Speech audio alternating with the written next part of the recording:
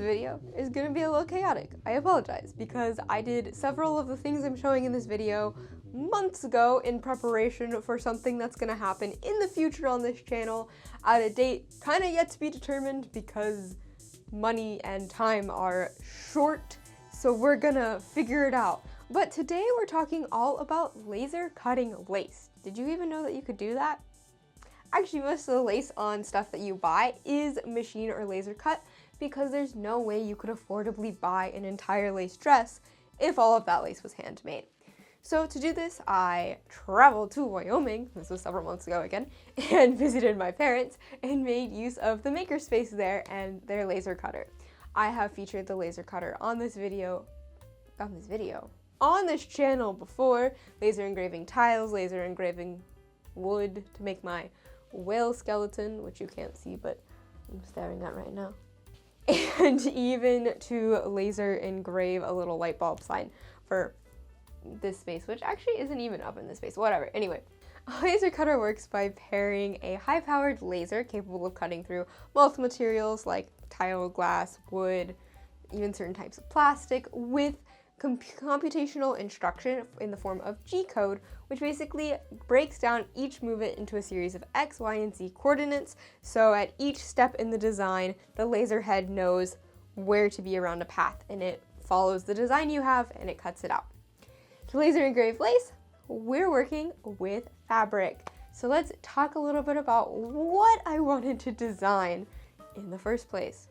Now, I've got a little hint going on with my dress today. My dress features sea star larvae. So I'm not doing sea star larvae on my lace pattern. I wanted to do brittle stars. You remember hearing about brittle stars because this glorious creation was inspired by a brittle star larvae. That fell in the font, that's fine. And this lace pattern is gonna be inspired by brittle star adults. Again, saving up for some really cool science fashion. There's more science fashion show stuff coming in the future of my own independent creation. I'm very excited. So anyway, back on track. The scatterbrain is wild and high today. Woo! I wanted to turn brittle stars with their winding arms into a beautiful lace pattern. So to do this, I turned to Adobe Illustrator and got a sketch of a brittle star and just basically fit it together in multiple ways until I was pretty confident with kind of what pattern I wanted to do. So after I was like testing out different patterns, I didn't want to go ahead and cut it on lace, so I actually started by cutting it out on paper. So let me show you some of those. So here were kind of multiple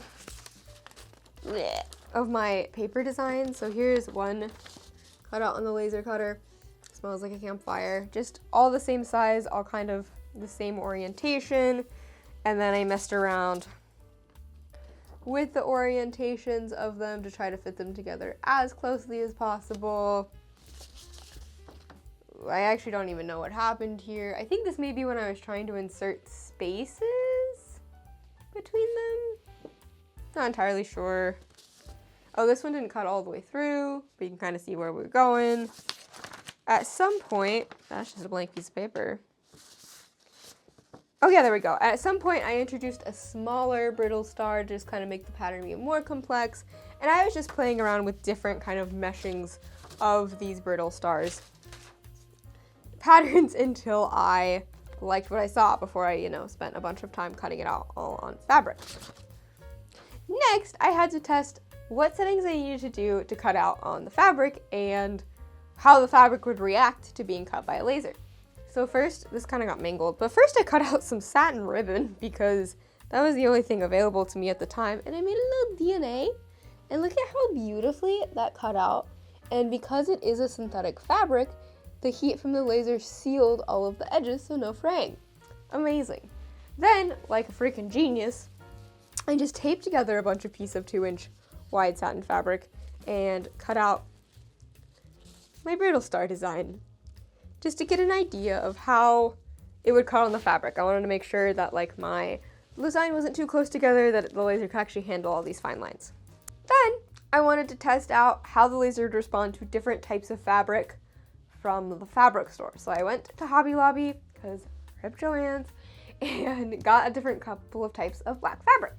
I got, let's see, this like very stretchy kind of sheer knit jersey material. I got some black satin, and I got some chiffon, I believe, poly chiffon. And I basically just tested each of these and how they would cut out as well. So they actually all did pretty well. Here's the poly chiffon. This one though had more fraying, and you can see that the fabric was so delicate, kind of ripped back this so you can kind of ripped out the center of the design. Not ideal. This very stretchy one was kind of a beast to work with because it like stretched out so much to get it to lay flat, but it actually cut out pretty well. But the winner, goodness, the winner was the satin. Just similar, which is the same material as I used for the ribbon. I knew this would probably be the winner, but I just wanted to test some other ones for thoroughness. Made a really crisp, clean line design and didn't have any fraying, so I knew my design would last up over time. Yay! Once all of the testing was done, I went back to Hobby Lobby. I brought a lot of yards of black satin, and I sat there for days cutting out this design. I don't know how big the cut bed is.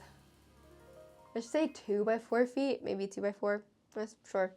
Like, just cutting out that took 8 hours on the laser. I was literally there 4 days. But here is kind of the final result. That's not what I'm looking for. Is all of my laser cut lace in a pile, ready to be assembled into a fun, which is a big piece, fun outfit at some point. Haha, look at that, all done by laser power, laser power. I think I get weirder when I'm tired. So there you go.